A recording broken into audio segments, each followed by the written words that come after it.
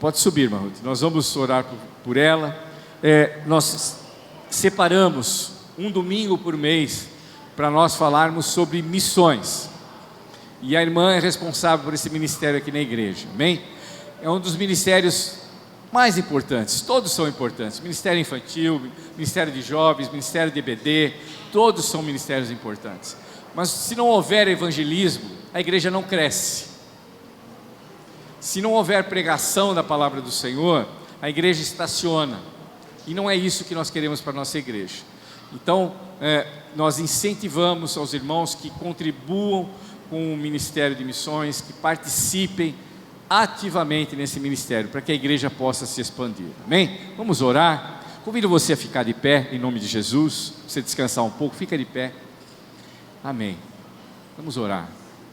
Senhor, nós te louvamos, te agradecemos, ó Pai, porque é um privilégio estar na tua casa, é bênção poder estar aqui, e é uma bênção poder ouvir falar de missões. Talvez existam pessoas aqui na igreja que precisam ser salvas hoje.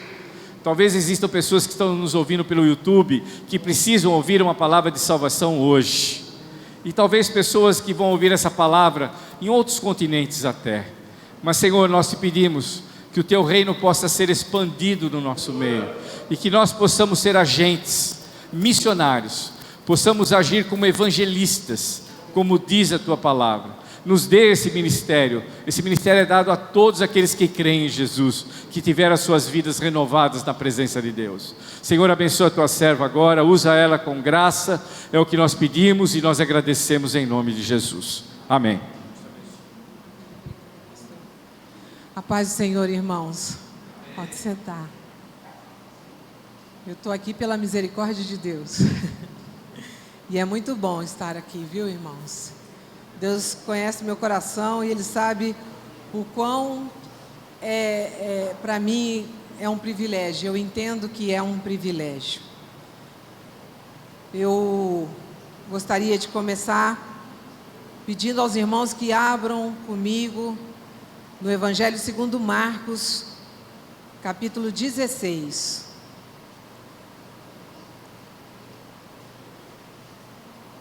Marcos capítulo 16, esse trecho da palavra está narrando os últimos momentos de Jesus em carne aqui na terra. E agora, para a glória de Deus, Ele só se manifestará assim novamente quando Ele voltar para nos buscar, conforme Ele prometeu. Glória a Deus por isso, né, irmãos? Nós podemos dizer Maranata. Vamos, irmãos, vamos dizer todos juntos? Maranata, vem Senhor. Amém, amém. Esse texto, então, como eu disse, está narrando já o finalzinho ali, quando Jesus aparece primeiro a Maria Madalena, depois ele aparece para mais dois homens que estão no caminho, indo para o campo. Se os irmãos quiserem acender a luz, eu vou levar ainda um tempinho para começar com o slide, para poder ler inclusive. Amém? Obrigada. Obrigada, Nádia. E então ele primeiro vai aparecer para Maria Madalena, que foi ao sepulcro logo no domingo de manhã, né? Todos conhecem a história, sabe que Maria Madalena foi lá e em um determinado momento o Senhor Jesus fala com ela, e ela, quando se volta, ela ouve a voz dele falar Rabone, ou seja, mestre, meu mestre. Ela o reconheceu. E Jesus então fala com ela: estou vivo, vá e anuncie aos outros. E ela foi. Num outro momento também, ele passando, dois homens pelo caminho, entristecidos, conversando. Jesus também os aborda e se mostra vivo para eles. E por quê, irmãos? Porque todos tinham visto os romanos se apoderarem do Senhor. Na verdade, a palavra diz que o nosso Senhor se entregou. Ninguém o forçou, Ele próprio se entregou. E as pessoas viram Ele ser martirizado, crucificado, morto e enterrado. Então, para a grande maioria, né, as pessoas achavam que ele estava morto, né? Vamos começar a ler a partir do verso 14. Os irmãos já acharam? A partir do verso 14 diz: finalmente apareceu aos 11, quando eles assentados juntamente, e lançou-lhes o rosto a sua incredulidade e dureza de coração, por não haverem crido nos que o tinham visto já ressuscitado. E disse-lhes: ide por todo o mundo e pregai o evangelho a toda criatura. Quem crer e for batizado será salvo, mas quem não crer será condenado. E estes sinais seguirão aos que crerem em meu nome: expulsarão demônios, falarão novas línguas, pegarão nas serpentes, e se beberem alguma coisa mortífera, não lhes fará dano algum. E imporão as mãos sobre os enfermos e os curarão. Ora, o Senhor, depois de lhes ter falado, foi recebido no céu e assentou-se à direita de Deus. E eles, tendo partido, pregaram por todas as partes, cooperando com eles o Senhor e confirmando a palavra com os sinais que se seguiram. Amém. Então, eu estive lendo que uns estudiosos de grego disseram que Marcos foi o primeiro livro a ser escrito, e que Marcos escreveu para os poderosos romanos, principalmente. E como esses estudiosos chegaram a essa conclusão? Neste trecho vocês veem, não só durante o livro dele, mas principalmente aqui, Marcos deixando claro que, apesar de Jesus ter sido preso, crucificado e morto, ele era poderoso, Filho de Deus, ressuscitou e comissionou homens comuns, homens e mulheres comuns, a pregarem o evangelho do reino. Ele afirma que, apesar do sofrimento de Jesus, ele em poder ressuscitou. Isso, irmãos, não era algo comum. Quando Jesus ressuscita, aquilo veio confirmar a filiação divina dele. Ele veio e ele foi assunto ao céu, e quando ele ascendeu ao céu, muitos viram, muitos foram testemunhas disso. E isso não acontecia, nunca aconteceu. Aquilo só veio provar a divindade do nosso Senhor Jesus. E Marcos vem deixar claro, é mais ou menos como se Marcos estivesse dizendo assim para os poderosos romanos: vocês pensam que iriam parar a obra de Deus através do seu Filho Jesus Cristo? Mas vocês estão enganados. Ele morreu, ressuscitou, foi assunto ao céu. Mas, voltando aqui no trecho, quando Maria Madalena está com Jesus e o reconhece, ele fala: vá e fale para os outros que eu estou vivo. E ela foi, mas eles não creram, irmãos. Eles estavam com tanto medo por tudo aquilo que eles tinham visto. Eles estavam tão tristes por pensar que perderam o seu mestre. E, na verdade, o medo e a tristeza os fez esquecer que Jesus havia prometido que ia voltar. O medo os fez esquecer que o próprio Senhor Jesus havia dito que era necessário que ele padecesse, que era necessário que o sangue dele fosse derramado. Mas ninguém se lembrou. A tristeza era tanta, o sofrimento que eles presenciaram foi tanto, que eles afundaram numa tristeza profunda e num medo também. João, vamos abrir comigo lá no capítulo 20 de João. João vai narrar a mesma cena de uma outra forma. Vamos ler João a partir do verso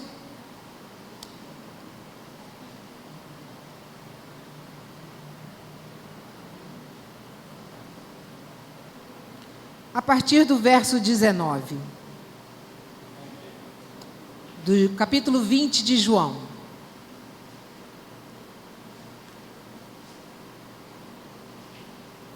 a partir do verso 19 do capítulo 20. Chegada, pois, a tarde daquele dia, o primeiro da semana, e cerradas as portas onde os discípulos, com medo dos judeus, se tinham ajuntado, chegou Jesus e pôs-se no meio, e disse-lhes: paz seja convosco.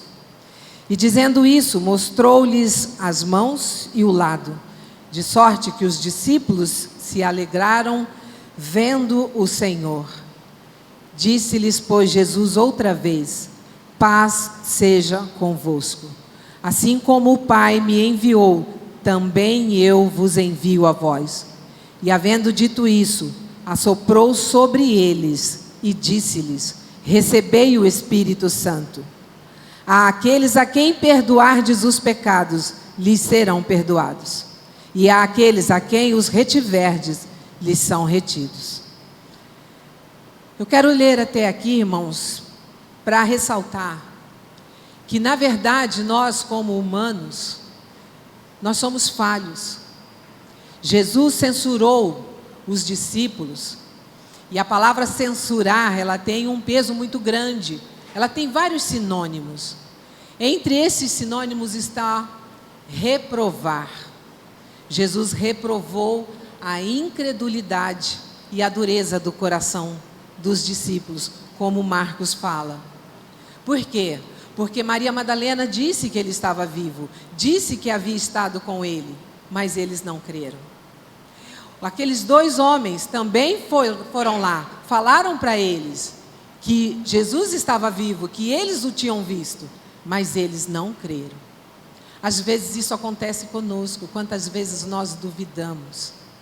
E Jesus, quando entra naquele quarto, já ali todos, a maioria, estava reunido ali, faltando somente Tomé, que mais tarde vai ficar sendo conhecido como o exemplo de incredulidade. Quando Jesus entra ali, ele fala: paz seja convosco. Ele fala isso por 2 vezes. Por quê, irmãos? Porque o medo tira a nossa paz. O medo, o pavor, a tristeza, ela arrebata a nossa paz. E Jesus, quando vai ali, ele aparece naquele lugar. As portas, como João narra, estavam trancadas. Ele aparece no meio deles e diz: paz seja convosco. Ele não pergunta para eles: vocês estão em paz? Não. Jesus fala imperativamente, afirmativamente: paz seja convosco. Jesus estava dizendo, em outras palavras: não tenham medo, eu estou aqui, eu estou vivo, vocês precisam crer. Mas aí João narra que quando Jesus aparece para eles, eles se alegram, porque eles veem o Senhor, e então eles creem. Então, irmãos, olha que interessante, a gente sempre fala de Tomé como exemplo de incredulidade. Por quê? Porque Tomé disse, mais adiante, a gente pode ver aqui mais adiante, a partir do versículo, vamos lá, a partir do versículo 22, vamos continuar lendo. E havendo dito isso, assoprou sobre eles e disse-lhes: recebei o Espírito Santo. Àqueles a quem perdoardes os pecados, lhes são perdoados. E àqueles quem os retiverdes, lhes serão retidos. Aliás, eu quero comentar que autoridade o Senhor passou a nós. Eu não sei se alguns irmãos já haviam se atentado a isso, mas o próprio Senhor Jesus dá essa autoridade aos seus discípulos, de perdoar pecados. Olha que interessante isso. Mas hoje esse não é o foco da mensagem. O foco da mensagem aqui agora é sobre a incredulidade, sobre a dureza de coração. Jesus, a palavra, Marcos e João, atribuem a incredulidade à dureza de coração. E ele continua: ora, Tomé, um dos 12, chamado Dídimo, não estava com eles quando veio Jesus. Disseram-lhe, pois, os outros discípulos: vimos o Senhor. Mas ele disse-lhes: se eu não vir o sinal dos cravos em suas mãos, e não puser o dedo no lugar dos cravos, e não puser a minha mão no seu lado, de maneira nenhuma o crerei. Olha como ele é determinado em mostrar a incredulidade dele. Como ele é explícito em falar: eu só acreditarei se eu ver e tocar. Os outros discípulos só acreditaram quando viram. Mas Tomé vai além, ele fala: eu tenho que tocar. E às vezes nós nos comportamos assim. E eu achei muito interessante, porque quando Jesus os censura pela dureza de coração e pela incredulidade, ou seja, quando Jesus os reprova, e essa palavra reprovar ficou muito forte no meu coração. Eu não sei se aqui tem vários professores ou não, mas nós temos o irmão Samuel, que é professor. Nós temos aqui, a maioria acredito que passou pela escola. Imagine você estudar o ano inteiro, e no final do ano, quando você vai fazer a prova para passar para o segundo ano, você é reprovado. Ser reprovado é sinônimo de ser censurado. Ser reprovado numa prova significa que você não se preparou o suficiente e foi reprovado. Mas mesmo assim, mesmo Jesus tendo reprovado os discípulos pelo seu comportamento incrédulo, né, pela sua dureza de coração, ainda assim o Senhor, diz João, soprou sobre eles o seu Espírito Santo e lhes deu autoridade. Irmãos, nós, quando aceitamos o nosso Senhor Jesus, quando ouvimos a palavra através de alguém, quando nós lá atrás ouvimos e aprendemos do Senhor e nós cremos, o que a palavra diz? Aquele que crê no seu coração, confessar com a sua boca e for batizado, este será salvo. Paulo fala lá em Romanos, no capítulo 10, quando ele está falando, tratando dos judeus que não creram, que não aceitaram Jesus como a justiça de Deus, que não aceitaram Jesus como o fim da lei. Paulo diz um testemunho do zelo com que os judeus tinham para com a Torá, as escrituras da época. Porém, eles tinham um zelo que era como? Segundo a vontade deles. Era um zelo sem entendimento de Deus, sem entendimento da palavra. Eles queriam fazer segundo a vontade deles e não segundo a vontade de Deus. E Paulo diz: a minha oração, Deus sabe o quanto a minha oração é para que eles sejam salvos. Mas para isso, o que eles precisam? Ouvir a palavra. É preciso que haja quem pregue. Então, eu gostaria de pedir que agora a irmã soltasse o primeiro slide. Qual é o papel da igreja? Quando o Senhor Jesus apareceu aos discípulos, ele disse: ide por todo o mundo e pregai o evangelho. Quando eu e você aceitamos o Senhor como nosso Senhor, nós somos comissionados, nós recebemos o Espírito Santo. E esse Espírito Santo vem na nossa vida de maneira tal que nós podemos pregar o evangelho do reino. O que significa isso? O reino de Deus sobre a nossa vida. Ele ser soberano sobre nós, não mais a nossa vontade, mas a vontade do nosso Rei. Então, quando nós recebemos o Espírito Santo, somos capacitados a isso. Podemos falar deste reino, não só com palavras, não só no púlpito, mas no nosso viver diário em nossa casa, em nosso trabalho, nas nossas rodas de conversa. Nós podemos ter uma vida que mostra que somos diferentes. Nós podemos falar. Há quem diga que eu não sei se é Madre Teresa, disse que você pode pregar o evangelho e, se necessário, você fale alguma coisa. Ou seja, por quê? Porque com o seu viver você pode pregar o evangelho. Com a sua vida transformada, você pode pregar o evangelho. Se você antes mentia, você não mente mais. Se você roubava, você não rouba mais. Se você enganava, você não engana mais. Não é verdade? Não é esse o reino de Deus sobre a nossa vida? Nós cantamos isso agora mesmo. Venha sobre nós o teu reino. Que rei é esse que dá uma ordem para a gente e a gente não cumpre? Então ele não é o nosso rei.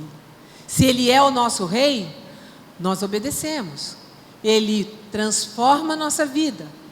E aí, ele comissionou os discípulos. E nós somos os discípulos. Nós somos a igreja do Senhor.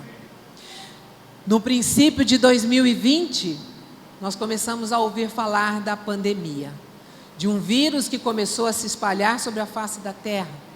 E começou a amedrontar todo o planeta. Todo mundo sentiu medo. Quem não sentiu medo aqui? Todos nós sentimos. Sentimos medo de perder um parente, sentimos medo de pegar o vírus. Ficamos aterrorizados, porque a imprensa, em todo momento que você ligava a televisão, ela só falava da pandemia, do vírus. Você vai ficar doente, você vai morrer. E aquilo foi entrando na nossa cabeça e nós ficamos com medo. A igreja foi obrigada a fechar e ela ficou vazia. Próximo slide, irmão. No próximo slide nós vamos aqui ouvir como virão que não há quem pregue. Eu falei aqui que Paulo, quando estava falando dos judeus, ele fala, como virão se não há quem pregue? Mas antes disso ele fala, como invocarão se eles não creram? Paulo cita Joel lá no capítulo 2, no versículo 32, Joel, quando está falando, naquele momento em que ele foi levantado para falar sobre a fome que haveria em Israel naquele tempo, Joel fala assim, aquele que invocar o nome do Senhor será salvo. E Paulo cita ele lá no capítulo 10, ele fala isso, aquele que invocar o nome do Senhor será salvo. Mas como invocarão se não creram? Como crerão se não há quem pregue? E como ouvirão, né? Aliás, como ouvirão se não há quem pregue?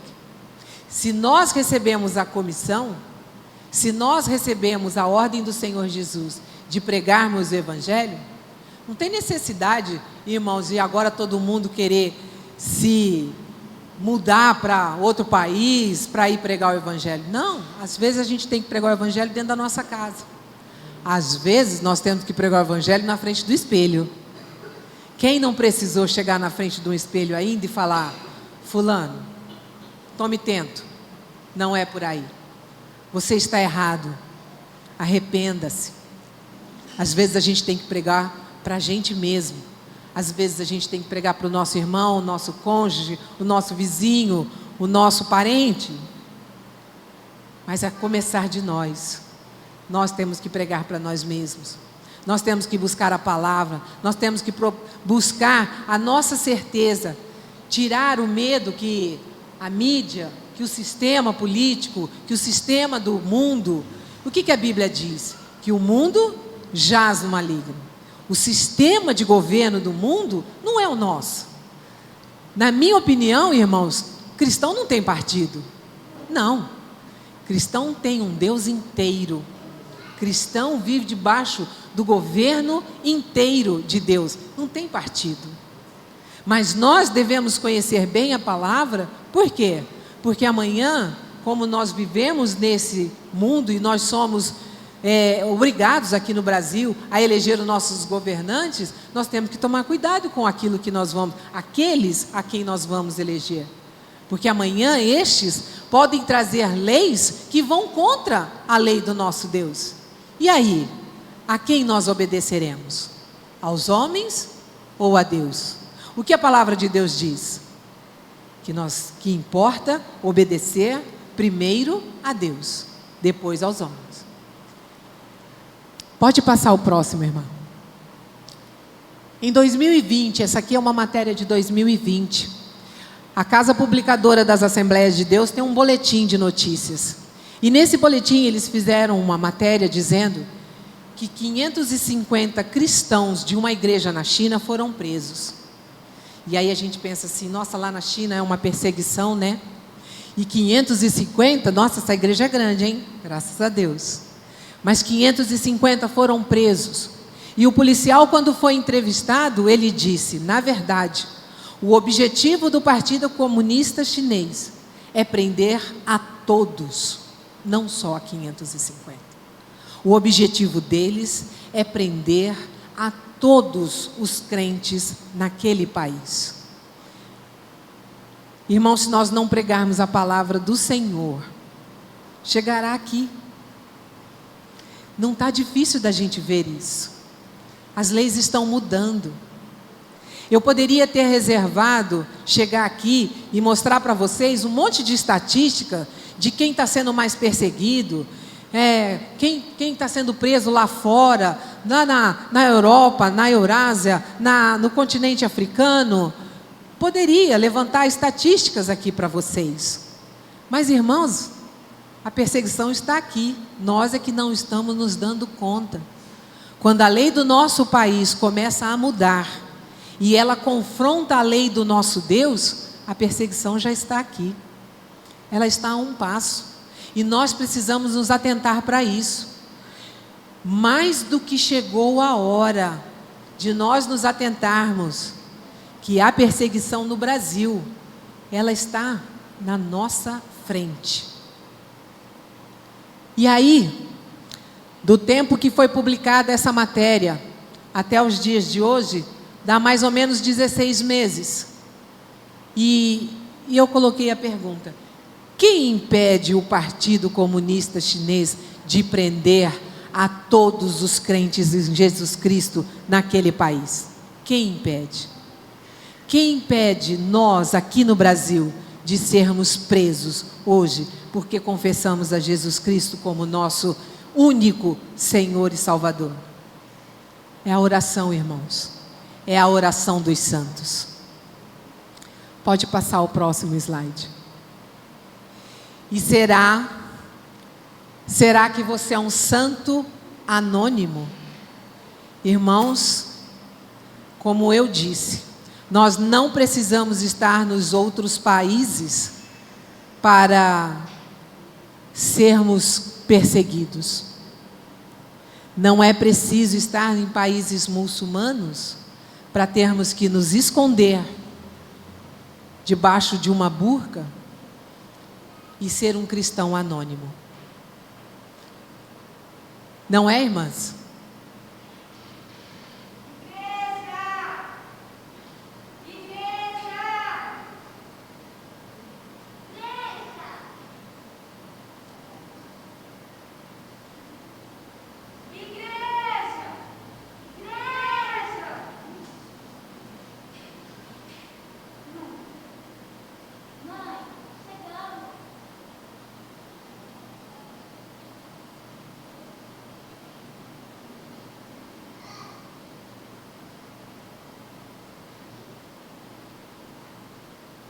Mulheres muçulmanas se escondem debaixo de burcas e são crentes em Jesus Cristo, anonimamente. Mulheres muçulmanas, não só lá no Oriente, mas em todo o lugar onde elas estão, se são cristãs, elas não podem abrir a boca, elas não podem falar nada. Elas pedem socorro, às vezes é só com os olhos. Elas pedem ajuda. Nós estamos vendo os irmãos colocando que na Ucrânia existem igrejas do Nazareno.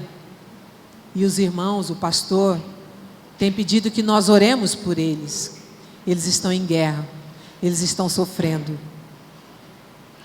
Eles estão debaixo de um sistema do mundo, do governo do mundo. Se estivessem debaixo do governo de Deus, isso não estaria acontecendo. Não haveria guerras. As guerras acontecem. A disputa de poder, a disputa de governar o seu semelhante acontece porque eles não têm o governo de Deus. Pode mudar, irmão. Como eu disse, durante a pandemia, nós fomos limitados. Nós recebemos uma ordem. Quem aqui um dia pensou que passaria por isso? Quem um dia, em sã consciência, me diz, pensou que um dia iria ligar a sua televisão e ia ouvir o seu governador, o seu prefeito, o seu presidente, dizendo que você não podia mais sair às ruas, que você não poderia mais ir ao seu trabalho, que você não poderia mais se reunir com a sua família, que eles iriam fechar as igrejas. Nós fomos calados, nós ficamos desanimados em nossas casas muitas vezes. Nós, na nossa tristeza, nos acomodamos muito. Muitos não voltaram, irmãos, até hoje, a frequentar os cultos. Muitos não voltaram. Muitos ainda estão isolados por conta da pandemia. Pode passar o próximo. Igrejas e templos religiosos que ficaram sem funcionar, começou a ter muito problema. Por quê? Porque nós precisamos ouvir a palavra de Deus para nos mantermos em pé. As pessoas começaram a sofrer muito, muito. E, claro, muitas pessoas, mesmo políticos, são cristãos, que também se sentiram limitados, que também viram que a situação estava caminhando de uma tal forma, que onde se viu fechar a igreja, aonde você consegue socorro, irmãos, para a sua alma, aonde você ouve uma palavra de fé, aonde alguém senta com você e ora, e te dá uma palavra de ânimo, de conforto, de fé, aonde? Se as igrejas estavam fechadas e as pessoas trancadas dentro de casa, as pessoas começaram a ficar doentes. E doentes, elas iam para os postos, para os hospitais. Não era só Covid, era síndrome do pânico, era ataque cardíaco. Desencadeou um monte de doença, por causa do medo, por causa do desamparo que as pessoas ficaram, porque nem a palavra de Deus mais elas podiam ouvir. E você? Como você se sentiu nesse período? Eu quero que você pense, até que ponto você se indignou na sua casa pela situação que estava acontecendo? Até que ponto você aceitou com naturalidade o que te foi imposto? A máscara, irmãos, foi uma determinação do Ministério da Saúde. Pode passar o próximo slide. O nosso governo, ele, num determinado ponto, reconheceu que a atividade das igrejas, elas eram essenciais para a saúde das pessoas. As portas abertas, a palavra de Deus sendo pregada, foi considerada uma atividade essencial para ser mantida em tempos de crise. E o texto ditado pelo governo também dizia: recomenda-se a orientação do Ministério da Saúde. Na pandemia, o uso de máscaras e não gerar aglomerações são orientações para evitar a contaminação. Nós recebemos essa notícia, todos nós compramos máscaras e ficamos em nossas casas. Até que ponto isso nos indignou? Até que ponto isso nos incomodou? Até onde nós iríamos continuar aceitando que as igrejas não fossem abertas? Eu quero dizer uma coisa para vocês. O uso da máscara, para mim, ele nunca foi muito um sinal de saúde ou de prevenção de saúde. A máscara, para mim, ela tinha um sentido como se quisessem me calar. E aquilo me incomodava muito. A máscara não me deixa respirar direito, como eu acho que não deve deixar ninguém. E eu me lembro que um dia, saindo do supermercado, uma pessoa veio em minha direção com uma máscara preta bordada em branco: Jesus te ama. E eu pensei comigo: eles não vão nos calar. nós daremos um jeito. Se eles nos calarem, se nós não pudermos falar, nós vamos demonstrar de outra forma o amor de Deus às pessoas. Pode passar o slide. E esses mesmos políticos cristãos, eles se organizam numa chamada bancada evangélica. E muita gente fala muito mal dessa tal bancada evangélica. Muitas vezes eles não nos dão o testemunho de um verdadeiro cristão. Mas eles estão lá. E ainda que pessoas, que eu nem quero citar o nome, mas façam análises usando termos tão fortes como esse: penetração das igrejas evangélicas no cenário político nacional e a degradante união entre religião e política partidária.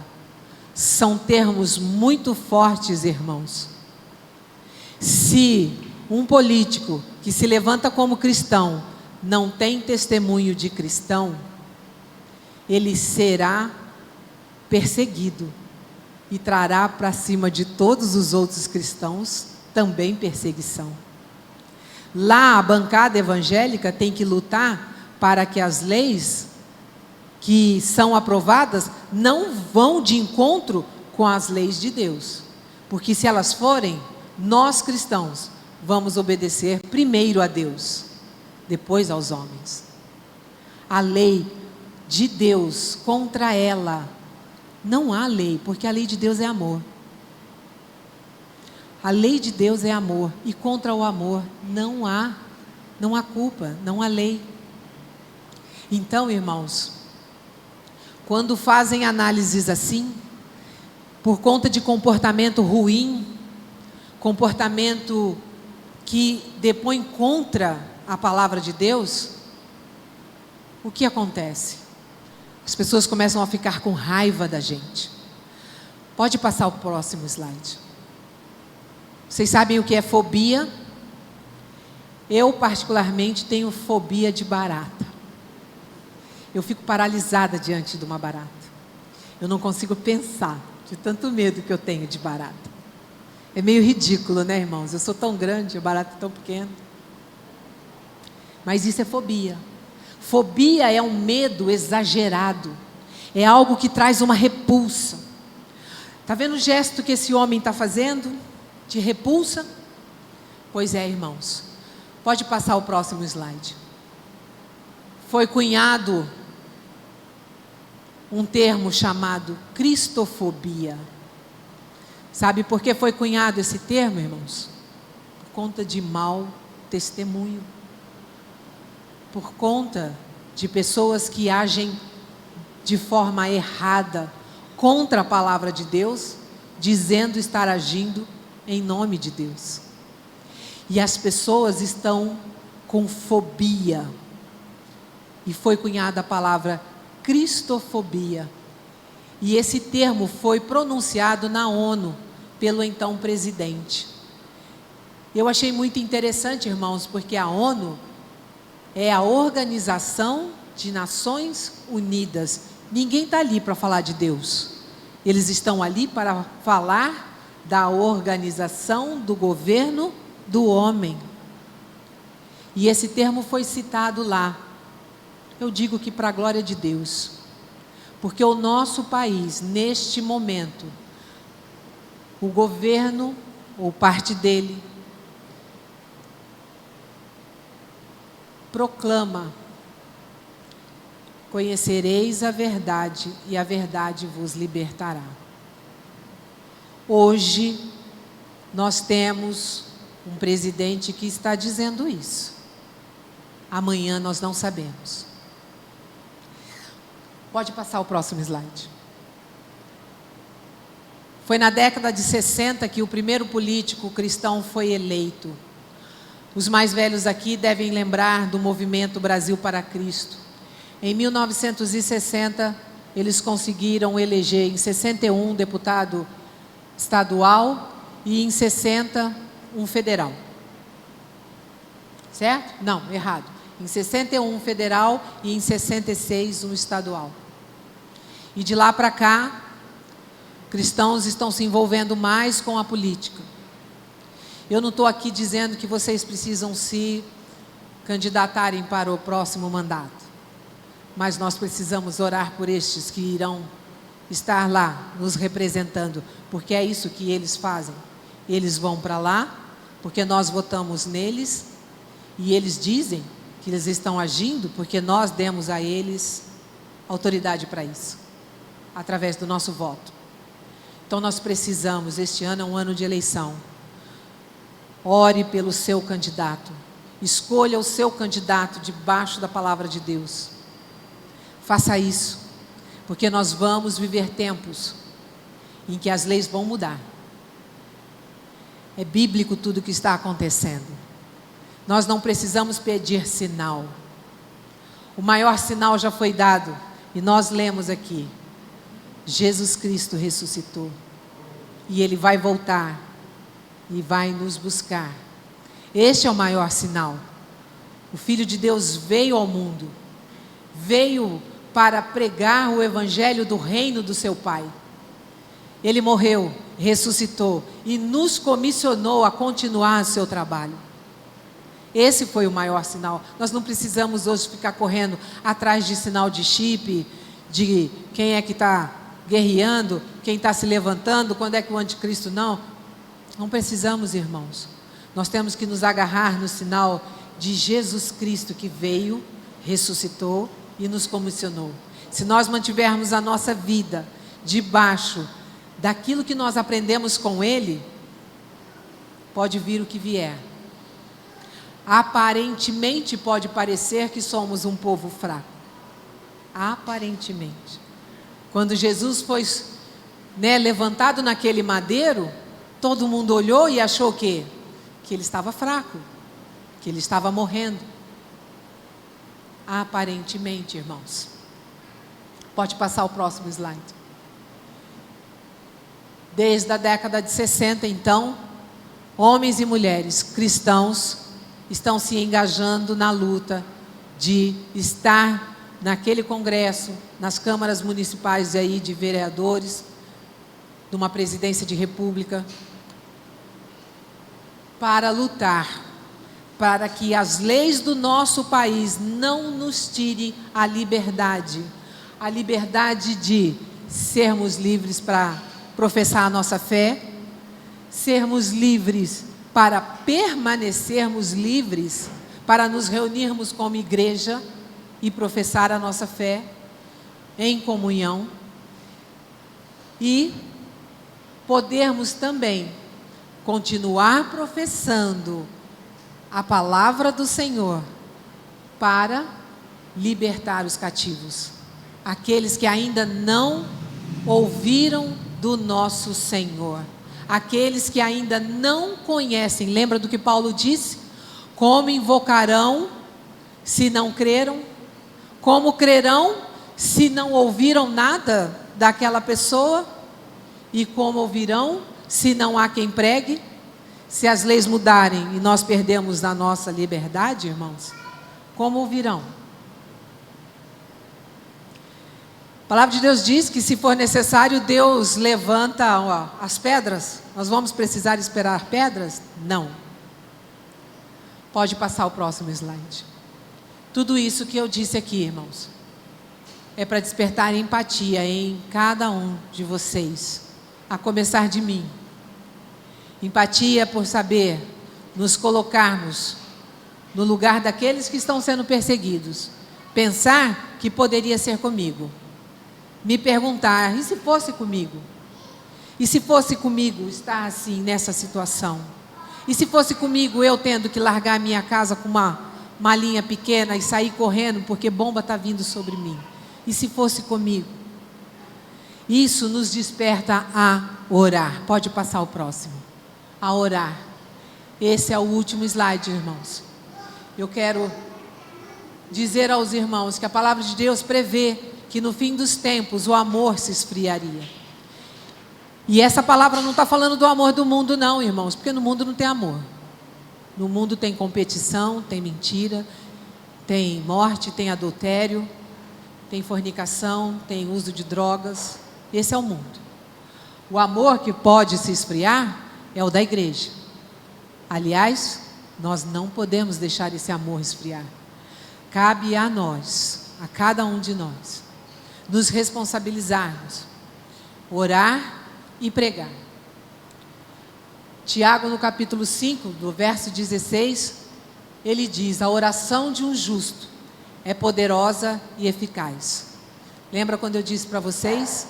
O Partido Comunista Chinês e nenhum outro lugar ainda, e nem conseguirá prender todos os cristãos, acabar com todos os cristãos, porque a oração dos santos é poderosa, ela é eficaz. Amém? Vou chamar o pastor Zé Roberto. Os irmãos do louvor prepararam um louvor sobre missões. Nós vamos ouvir o louvor, palavra. Agradecemos a irmã que trouxe a palavra, e é uma palavra reflexiva, que você tem que pensar, que você tem que orar sobre isso. É um ano decisivo para as nossas vidas, para a vida dos nossos filhos, nossos netos e assim por diante. E cabe a mim e você orarmos, escolhermos de forma adequada os nossos representantes e assim por diante. Mas lembrando que você é um missionário. Eu dei abertura nesse culto hoje lendo um texto de Paulo aos Efésios, onde ele alerta que existem ministérios e que o ministério do evangelismo ele é básico na igreja. A igreja só continuará a existir se houver evangelistas. E evangelista é aquele que prega a palavra, aquele que prega para o vizinho, prega para a vizinha, prega no banco, prega no trabalho, prega na escola. E esse é o trabalho que eu e você temos que fazer. Eu não sei se aqui nessa noite existe alguém que ainda não reconheceu Jesus como seu Salvador. Eu gostaria de fazer um apelo. Não sei aqui se todos já confessaram Jesus como seu Salvador, mas num culto evangelístico, eu não posso deixar de fazer um apelo. No culto onde nós falamos que Jesus salva, que Jesus é o nosso Redentor, eu não posso deixar de falar que se você não reconheceu, você irá para o inferno. Ontem eu estava conversando com um jovem e nós falamos que o Evangelho é simples. Nós podemos dourar a pílula, mas o Evangelho ele é muito simples. O Evangelho diz que nós temos apenas dois caminhos: um que leva aos céus e um que o leva ao inferno. Aquele que leva aos céus é quando você reconhece a Cristo como teu Salvador, e aquele que te leva ao inferno é quando você não reconhece a esse Deus. Então eu gostaria de, nessa noite, declarar: se existe alguém que ainda não fez essa confissão que Jesus é o seu Senhor, não se sente pecador, não reconhece o seu pecado e necessita perdão por o seu pecado, o momento é agora. Você amanhã talvez não tenha mais essa escolha, amanhã talvez nós não tenhamos nem liberdade de trazer essa palavra, mas hoje nós temos. Hoje eu posso pregar, hoje você pode pregar que você precisa de Jesus Cristo na tua vida, que se você não o reconhecer como seu Salvador, você irá para o inferno. É uma palavra simples, mas ela tem que ser dita. E eu gostaria aqui de dizer: tem alguém nessa noite ainda que não confessou Jesus como seu Salvador e gostaria de confessar Jesus como seu Salvador? Levanta a sua mão só para nós orarmos por você. Se existe alguém aqui no nosso meio. Se todos já são cristãos, amém, louvado seja o nome do Senhor. Mas se você ainda não reconheceu, não vá para a tua casa sem confessar Jesus como teu Salvador. Ele está aqui para te salvar, Ele está aqui com os braços abertos para te receber, e você poderá ser chamado, depois que você o reconhecer como Salvador, como um filho de Deus. Você poderá ser reconhecido como um filho de Deus. Vamos ficar de pé, nós vamos orar. Amém. Se todos já são cristãos, louvado seja o nome do Senhor. Aleluia. Amém. Se você já é cristão, você pode orar por aqueles que não o são. Peça para que Deus tenha unção para você nessa semana, para que você possa pregar a palavra para alguém. Lá no teu trabalho, aonde você convive, com teu vizinha, aquela vizinha que chega e começa a contar os problemas da vida dela para você, você possa falar que Jesus Cristo a ama, que Jesus Cristo morreu por ela. Amém? Vamos orar. Senhor, nós te louvamos, te agradecemos por essa oportunidade que nós tivemos nessa noite, de reconhecer que temos que levar a tua palavra a todo e qualquer instante, que nós temos que agradecer porque ainda temos liberdade de culto, porque ainda podemos nos reunir como igreja, podemos aqui proclamar o teu nome às pessoas. Senhor, obrigado por essa liberdade ainda, mas nós te pedimos que tu aumente o desejo em cada um de nós de pregar a tua palavra, de proclamar, dizer que nós somos filhos de Deus, que nós somos servos de Deus, e que o Evangelho está aberto a toda e qualquer criatura. Ó Senhor, usa a tua igreja de forma maravilhosa para pregar a tua palavra. É o que eu oro e agradeço em nome de Jesus. Nós vamos cantar um hino com os irmãos, amém? Eu serei pai de multidões, tocarei em muitas gerações. Eu serei pai de multidões, tocarei em muitas gerações.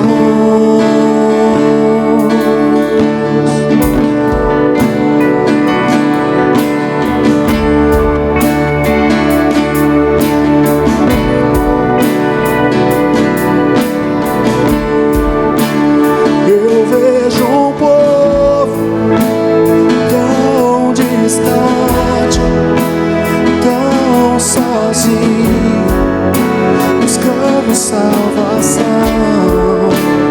eu vejo órfãos e viúvas, filhos pródigos, tão longe do Pai, consolar os que choram, libertar os cativos, preparar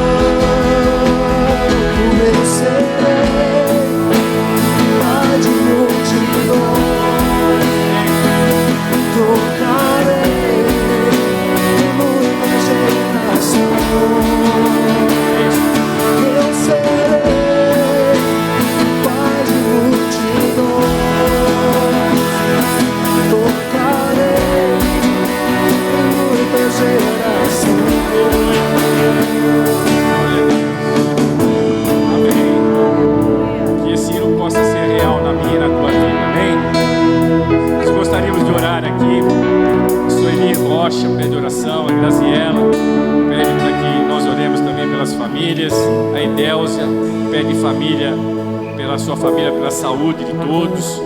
A irmã Rosa também pede para que Deus abençoe os pastores, seus familiares. A irmã Rosa também ainda agradece pelas bênçãos recebidas de Deus, pede pela guerra da Rússia e Ucrânia, para que Deus tenha misericórdia. A irmã Janete pede orações para a mãe, para o seu filho Rafael, para o marido Toninho, e para ela que está se recuperando de uma cirurgia, e para o irmão Francisco. O Dimas pede oração para a irmã Mercedes, Alexandre, Márcia, Osvaldo, Valdir, Clarice, Tiago, Gabriel, Walter, e também pelo Jorge e empresários, né, pela vida dele. E o Danilo, que é irmão da Sheila, pede oração aqui pela família e pelos amigos. Vamos orar, levante as suas mãos.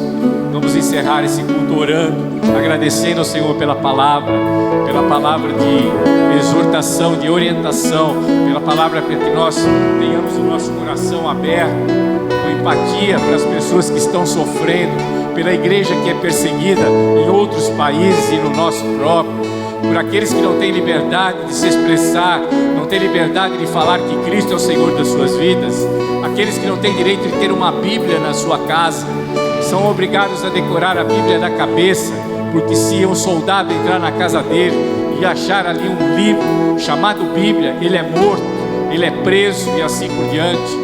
Mas nós temos que orar por essas pessoas, e nós podemos levantar um brado de oração agora, um clamor, que você possa orar comigo nesta hora. Senhor, nós te louvamos, nós te agradecemos, ó Pai, pela liberdade que nós temos aqui de culto no nosso meio.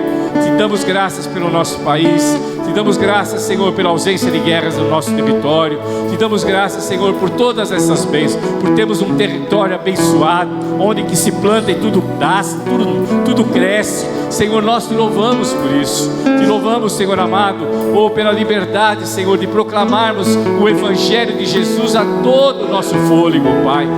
Senhor, que isso possa permanecer no nosso meio, e que tu possa usar as nossas vidas para levar essa palavra, anunciando o teu Evangelho. Abençoe, Senhor, os países perseguidos, abençoe aquela igreja, Senhor, que está subterrânea, que está, Senhor, ali escondida entre muros, ó Pai, que se reúnem em casas porque não podem se reunir em igrejas. Ó Pai, visita esses irmãos também, visita, Senhor, e os abençoe, os fortaleça, Senhor, que eles possam ser fortalecidos pelo teu Espírito Santo, ó Pai. Abençoa, Senhor, a nossa igreja aqui, local. Dai-nos, Senhor, a oportunidade de falar da tua palavra durante essa semana.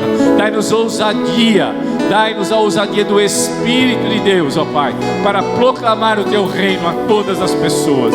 Dai-nos uma semana abençoada. Abençoa cada irmão, abençoa o trabalho de cada irmão, abençoa o lar de cada irmão, abençoa, Senhor, aqueles que estão enfermos, aqueles que pediram oração aqui, Senhor, no YouTube. Senhor, que tu visite, Senhor, que tu possa, Senhor, responder as orações conforme for da tua vontade, ó Pai. Nós reconhecemos a tua soberania, mas nós pedimos o teu clamor sobre essas vidas. Nós pedimos tudo isso e nós agradecemos em nome de Jesus. E que o amor do Pai, e que a graça do Filho e as doces consolações do Espírito Santo seja sobre a tua vida. Vai em paz e que Deus te abençoe. Amém? Não saia antes de cumprimentar o irmão, da paz do Senhor. Aleluia. Que Deus abençoe cada um de vocês. Deus abençoe os irmãos do louvor.